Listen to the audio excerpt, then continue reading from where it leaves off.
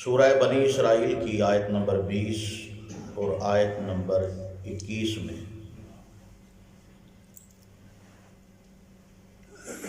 اس محسن حقیقی اور منعم حقیقی کی باکمال اور وسیع رحمت کا تذکرہ ہے کہ جس ذات و ہستی کو اللہ کہا جاتا ہے۔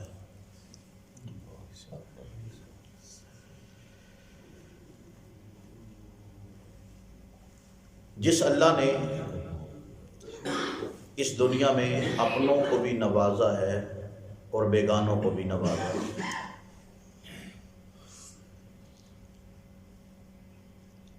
اور اس کی دلیل قرآن مجید میں پہلے پارے میں سورہ بقرہ آیت نمبر 125 جناب ابراہیم علیہ السلام کے حوالے سے ایک دعا موجود ہے کہ جس میں ابراہیم علیہ السلام نے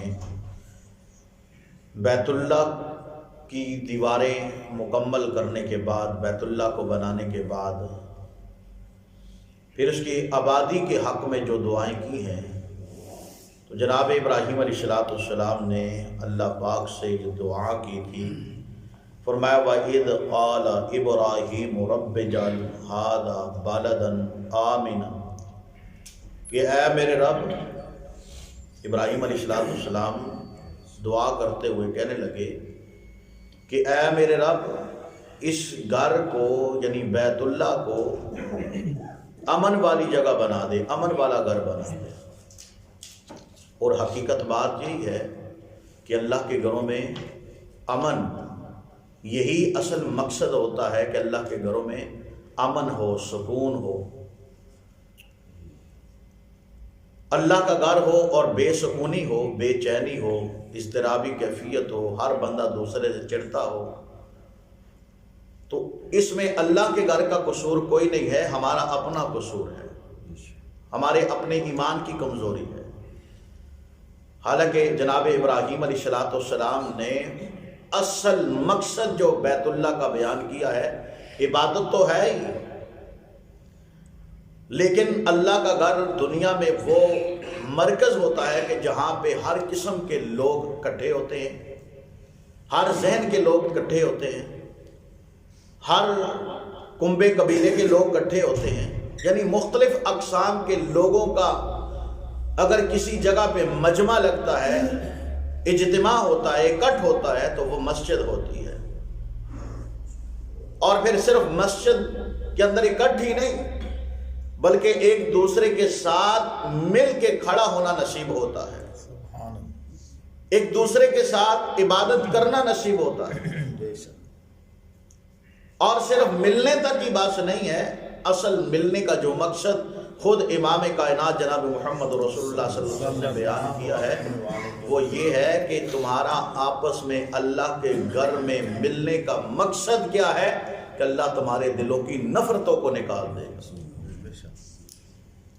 اب گہرائی میں جا کے دیکھیں، ہم مسجد کے اندر بھی آئیں، آپس میں مل کے کھڑے بھی ہوں اور پھر مکمل عبادت بھی کریں، عبادت کرنے کے بعد پھر اگر ہمارے دلوں میں دوسرے کے بارے نفرت ہو تو آپ خود اندازہ لگائیں کہ اس میں اللہ کے گھر کی یا اللہ کے سامنے کھڑا ہونے کی اس کے اندر کمزوری ہے یا ہمارے اندر کی کمزوری ہے کہ ہمارا اندر صاف نہیں ہے۔ حقیقت میں کیا ہے؟ ہمارے ایمان کی کمزوری، ہمارے اندر کی کمزوری، ہمیں سمجھ نہیں لگی، صحیح معنوں میں سمجھ نہیں سکے کہ اصل میں اللہ کے گھر میں آنے کا مقصد کیا ہے۔ اللہ ہمیں سمجھ کے اس مقصد کو حاصل کرنے کی توفیق عطا فرمائے۔ تو جناب ابراہیم علیہ السلام نے اللہ سے دعا کی کہ اے اللہ، وَإِذْ قَالَ إِبْرَاهِيمُ رَبِّ اجْعَلْ هَٰذَا بَلَدًا آمِنًا، اللہ اس گھر کو امن والا بنا دے، وَارْزُقْ أَهْلَهُ مِنَ الثَّمَرَاتِ مَنْ آمَنَ مِنْهُمْ بِاللَّهِ وَالْيَوْمِ الْآخِرِ۔ ابراہیم علیہ السلام کہنے لگے اللہ، یہاں پہ جو بھی ایمان والا آئے گا تو نے اسی کو رزق دینا ہے، جو اللہ کے ساتھ اور آخرت کے دن کے ساتھ ایمان رکھنے والا ہو۔ وَارْزُقْ أَهْلَهُ مِنَ الثَّمَرَاتِ مَنْ آمَنَ بِاللَّهِ، کہ جو اللہ کے ساتھ ایمان رکھتا ہو، یعنی ایماندار بندوں کو اللہ تو نے رزق دینا ہے، تو اللہ پاک نے جناب ابراہیم علیہ السلام کی دعا کو وہیں پہ ٹوک دیا، وہیں پہ روک دیا۔ اب آگے ابراہیم علیہ السلام کی دعا نہیں ہے، اللہ کا جواب جو ابراہیم علیہ السلام نے اللہ سے مانگا تھا دعا کی صورت میں کہ اللہ صرف اہل ایمان کو رزق دینا ہے، اللہ پاک نے فرمایا قال ومن کفر فامتعه قلیلا، اللہ فرماتے ہیں تو ایمان والوں کی بات کرتا ہے، جو بے ایمان ہوگا، جو کافر ہوگا، جو مجھے نہیں مانے گا، میرا قانون ہے میں دنیا کے اندر اس کے اوپر بھی اپنے رزق کے دروازے بند نہیں کرتا، اسے بھی دوں گا رزق۔ لیکن انجام کیا ہے؟ اللہ پاک فرماتے ہیں ثم استرہ الی عذاب النار، پھر آخرت میں اسے مجبور کر دوں گا جہنم کے اندر ڈالنے کے لیے، آگ کے عذاب کے اندر اس کو داخل کر دوں گا۔ فرمایا وبئس المصیر، اور وہ اس کے لیے جو ٹھکانہ ہوگا انتہائی برا ٹھکانہ ہوگا۔ اس لیے یہ دنیا کا نظام ایک مسئلے کی بات ہے کہ دنیا کے اندر اللہ تبارک و تعالی نے مکافات عمل کا سلسلہ ضرور رکھا ہے، لیکن یہ حتمی فیصلہ نہیں ہے۔ دو جہان ہیں، ایک جہان فانی یعنی عالم دنیا ہے، اور ایک جہان بقا یعنی عالم حشر ہے، حشر کے بعد جو سلسلہ شروع ہونے والا ہے۔ ہم نے پچھلی آیتوں کے اندر دونوں جہانوں کا بھی تذکرہ اختصار کے ساتھ پڑھا تھا، اور دو قسم کے انسان تھے ان کا بھی ذکر ہم نے پڑھا ہے۔ یاد رکھیے یہ دو جہان، پھر اس جہانوں کے اندر دو قسم کے انسان، پھر دو قسم کے انسانوں کا جو رزلٹ ہوگا، جو آخرت میں ٹھکانہ ہوگا، وہ بھی الگ الگ ہے۔ ایک انسان نیکوکار ہے، ایک انسان بدکار ہے، ایک انسان مومن ہے، دوسرا انسان کافر ہے۔ دونوں کا اگر رزلٹ ایک جیسا ہو تو پھر یہ بات سمجھنے میں نہیں آتی، پھر دنیا پھر دارالامتحان کس چیز کا؟ یہ دنیا دارالامتحان ہے، اللہ اپنے بندوں کو آزماتا ہے، ہر ایک کو آزماتا ہے، اور دنیا کے اندر کبھی کبھار انسان کو اللہ پاک جھنجھوڑ کے موقع فراہم کرتے ہیں کہ شاید یہ پلٹ کے واپس آ جائے۔ جو آ جائے گا اس کا بھلا ہے، جو نہیں آئے گا گناہ پہ گناہ کرے گا، نافرمانی پہ نافرمانی کرے گا، اللہ پاک نے پھر اس کو آخرت کے اندر جس عذاب سے دوچار کرنا ہے انتہائی ذلت آمیز وہ عذاب ہے، اور اللہ پاک نے جہنم کی آگ کے اندر اسے داخل کر دینا ہے۔ لیکن ایک بات کامیابی کے لیے جو بنیادی طور پہ ایک شرط ہم نے پچھلی آیتوں کے اندر پڑھی تھی، اللہ تبارک و تعالی نے فرمایا کہ جو کامیاب ہونا چاہتا ہے اس کے نیک اعمال کی قدردانی کی جائے گی۔ پچھلی آیت جو ہم نے پڑھی ہے اس کا آخری حصہ ذرا غور کیجئے۔ اللہ پاک نے فرمایا کہ جو آخرت کے اوپر ایمان رکھتا ہے اور اس کے لیے تیاری کرتا ہے، کوشش کرتا ہے، وَهُوَ مُؤْمِنٌ، وہ ایماندار ہونا چاہیے، یہ ایمان والا بندہ، فَأُولَٰئِكَ كَانَ سَعْيُهُم مَّشْكُورًا، اللہ فرماتے ہیں پھر ان لوگوں کے جو کوشش ہے، جو کام اعمال کر رہے ہیں، ان کی قدر کی جائے گی۔ ہم قدر کرنے والے ہیں، اچھے لوگوں کی قدر کریں گے، ان کے اعمال کی قدر کریں گے۔ اور قدردانی کیا ہوگی؟ آپ انہی حدیث سے اندازہ لگا لیں کہ اگلی جو آیتیں ہیں یہ اللہ پاک نے حقیقتاً بالکل پچھلی آیتوں کی تفسیر سمجھ لیں کہ اللہ پاک نے وضاحت فرما دی کہ اللہ رب العالمین کیسے دنیا کے اندر دو قسم کے لوگوں کے ساتھ دنیا کے اندر کیا برتاؤ ہے، اور پھر آخرت کے اندر اللہ پاک نے ان کا کیا ٹھکانہ بنا رکھا۔ دیکھیں نا قرآن مجید میں اللہ پاک نے ایک لفظ استعمال کیا ہے رحمان، اور اسی کے ہم معنی ایک دوسرا لفظ ہے، اللہ کا صفاتی نام ہے رحیم۔ ہم بار بار بسم اللہ الرحمن الرحیم، وہاں پہ بار بار تکرار کے ساتھ یہ دونوں اللہ کے صفاتی نام آتے ہیں، رحمان اور رحیم۔ علماء کرام نے ان کے معنوں کے اندر فرق کیا ہے۔ فرق کیا ہے؟ دونوں ہی اللہ کی صفت رحمت پہ دلالت کرتے ہیں، لیکن فرق کیا ہے کہ رحمان کا تعلق دنیا کے ساتھ ہے اور رحیم کا تعلق آخرت کے ساتھ ہے۔ رحمان اس کے اندر اتنی رحمت ہے کہ اللہ پاک نے دنیا کے اندر اپنے ہر بندے کے اوپر اپنی رحمت کی ہے، ہر بندے کے اوپر۔ اس لیے اللہ نے ہر بندے کو رزق دیا ہے، اسے دنیا کے اندر رہنے کا ایک آزادی اللہ پاک نے دے رکھی ہے، کھلی ڈیل دے رکھی ہے۔ انسان دیکھیں نا، ہر ایک نیک بھی تو نہیں، ہر ایک نمازی بھی تو نہیں، ہر ایک اللہ کو راضی کرنے والا بھی تو نہیں۔ نافرمانوں کی کثرت ہے، زیادہ تعداد میں ہے، اور اللہ کے فرما بردار وہ گنے چنے انگلیوں پہ گنے جاتے ہیں، چاندے کے لوگ ہیں۔ لیکن پھر بھی اللہ پاک کی وہ صفت رحمت جو رحمان کے اندر ہے، اللہ پاک کی وہ رحمت کی صفت غالب ہے، اور اللہ پاک نے دنیا کے اندر ہر ایک کے اوپر اپنی رحمت کے خزانے کھول رکھے ہیں۔ اور جہاں تک رحیم کا تعلق ہے، یہ آخرت میں اللہ پاک اہل ایمان کے ساتھ رحمت والا معاملہ فرمائیں گے۔ اور اس کی وضاحت کے اندر رسول اللہ صلی اللہ علیہ وسلم کی وہ حدیث بھی ہے، حدیث قدسی ہے، ڈائریکٹ اللہ تبارک و تعالیٰ سے رسول اللہ صلی اللہ علیہ وسلم روایت فرماتے ہیں، آپ فرماتے ہیں کہ اللہ پاک فرماتے ہیں میں نے اپنی رحمت کو 100 حصوں میں تقسیم کیا ہے، ایک حصہ دنیا والوں کے لیے اور 99 حصے فرمایا کہ آخرت والوں کے لیے، اہل ایمان کے ساتھ میں آخرت میں رحمت والا معاملہ کروں گا۔ آپ اندازہ لگائیں جب ایک رحمت کا حصہ اتنا باکمال ہے تو 99 حصے کتنے باکمال ہوں گے۔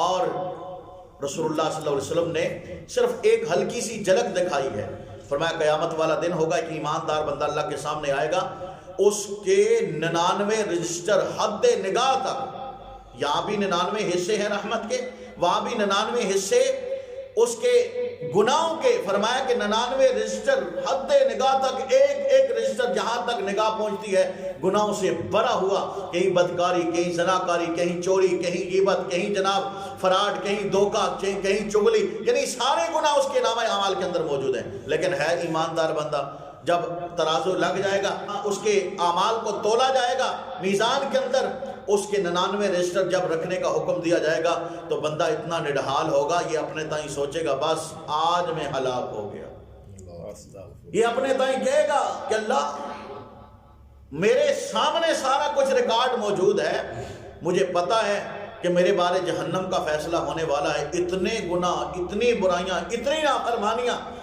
لیکن اللہ پاک فرمائیں گے آج انصاف کا دن ہے، ہر ایک کے اعمال کو اس کی آنکھوں کے سامنے تولا جائے گا، انصاف کا دن ہے۔ فرمایا کہ 99 رجسٹر ایک پلڑے کے اندر، اور صرف چھوٹی سی ایک پرچی، چھوٹا سا ایک کاغذ، چھوٹی سی ایک تحریر دوسرے پلڑے کے اندر رکھی جائے گی۔ فرمایا کہ دیکھتے ہی دیکھتے وہ چھوٹی سی جو پرچی والا پلڑا ہے وہ نیچے زمین کی طرف، یعنی وہ بوجھل ہو جائے گا، وزنی ہو جائے گا، یہ 99 رجسٹر بڑے بڑے گناہوں سے بھرے، یہ سارے کے سارے اس کے مقابلے میں ہلکے ہو جائیں گے۔ اللہ اکبر۔ اب اللہ قدردانی کرنے لگے ہیں کہ لوگوں کے ایماندار بندوں کی قدر اللہ نے وہاں پہ کیسے کرنی ہے۔ رسول اللہ صلی اللہ علیہ وسلم نے فرمایا جب اس پرچی کو کھولا جائے گا، دکھایا جائے گا، تو اس پرچی کے اندر کیا لکھا ہوگا؟ اشہد اللہ الہ الا اللہ، یعنی کہ اللہ کی توحید کا کلمہ، اور بعض روایت کے اندر لا الہ الا اللہ، اللہ کی وحدانیت کا کلمہ، یعنی کہ دوسرے لفظوں میں یوں سمجھیے کہ انسان کو اپنے ایمان کی خیر منانی چاہیے، اپنا ایمان بچانا چاہیے۔ اللہ ہمیں ایمان کی سالمیت عطا فرمائے۔ ایمان ہے تو انسان کے لیے دنیا بھی ہے اور آخرت بھی ہے، اگر ایمان نہیں تو انسان دنیا آخرت میں تباہ ہو جائے گا۔ اللہ پاک نے یہاں پہ ان ہی مسائل کو واضح کرتے ہوئے فرمایا کُلًا نُمِدُّ ہَٰؤُلَاءِ وَہَٰؤُلَاءِ مِنْ عَطَاءِ رَبِّكَ۔ اللہ فرماتے ہیں کہ دنیا میں دو قسم کے جو گروہ ہیں، دو قسم کے جو انسان ہیں، لوگ ہیں، اللہ کو ماننے والے اور نہ ماننے والے، فرما بردار اور نافرمان، سچے اور جھوٹے۔ فرمایا کہ ایماندار اور بے ایمان، ہر ایک کو اللہ پاک فرماتے ہیں دو فریقین میں سے ہر ایک کو تیرے رب کی طرف سے تیرے رب کی رحمتیں ملیں گی اور ضرور ملیں گی۔ وَمَا كَانَ عَطَاءُ رَبِّكَ مَحْظُورًا، یاد رکھو تیرے رب کی رحمت کو دنیا میں کوئی انسان بھی روک نہیں سکتا، کوئی انسان رکاوٹ پیدا نہیں کر سکتا۔ اور اللہ پاک نے فرمایا کہ انظر کیف فضلنا بعضهم علی بعض، آپ دیکھیے تو صحیح ہم نے دنیا میں بعض کو بعض کے اوپر فضیلت کیسے دی ہے۔ کوئی امیر ہے، کوئی غریب ہے، کوئی صاحب اولاد ہے، کوئی اولاد سے محروم ہے، کوئی مرد ہے، کوئی عورت ہے، کوئی کس حساب سے جی رہا ہے، کوئی کس حساب سے جی رہا ہے۔ یہ اللہ نے دنیا کے اندر فضیلت دے رکھی ہے۔ فرمایا وَلَلْآخِرَةُ أَكْبَرُ دَرَجَاتٍ، یاد رکھیے دنیا آخرت کے مقابلے میں کچھ بھی نہیں ہے۔ آخرت کیا ہے؟ فرمایا کہ دنیا کے مقابلے میں آخرت درجات کے اعتبار سے بھی بڑی ہے، وَأَكْبَرُ تَفْضِيلًا، اور آخرت کی فضیلت بھی بہت زیادہ ہے۔ آخرت کی کامیابی جسے مل گئی، اصل کامیابی یہی ہے۔ فرمایا فَمَنْ زُحْزِحَ عَنِ النَّارِ وَأُدْخِلَ الْجَنَّةَ فَقَدْ فَازَ، یہی اصل کامیابی ہے۔